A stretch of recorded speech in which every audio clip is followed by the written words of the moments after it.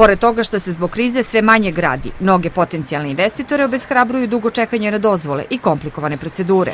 Da bi došao do dozvole, investitor mora da prođe kroz 18 procedura i čeka 269 dana. Naš savjet vama je da učite od zemalja regiona.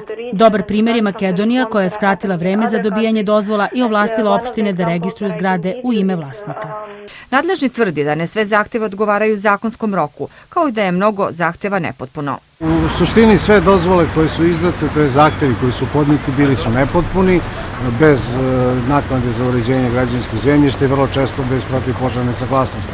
Tako da se čeka da investitori to dostave ili otklone druge nedostatke. Ono što može da se uradi je donošenje uspostavljanje tih takozvanih jednošalterskih sistema.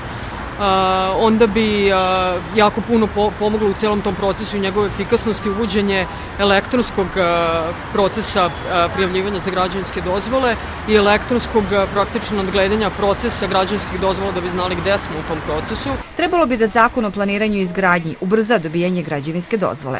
Građevinska dozvola dobija se na jednom šalteru. Najduže do 30 dana.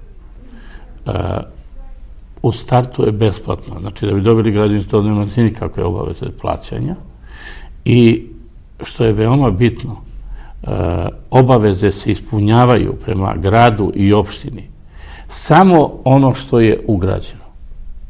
Ali grad dobija porez na imovinu kao mogućnost da investira dalje u infrastrukturu. Zakon koji uskoro treba da se nađe u parlamentu predviđa i sankcije protiv onih koji ne izdaju dozvolu, kao i pravo ministra da je izda ako administracija zataji.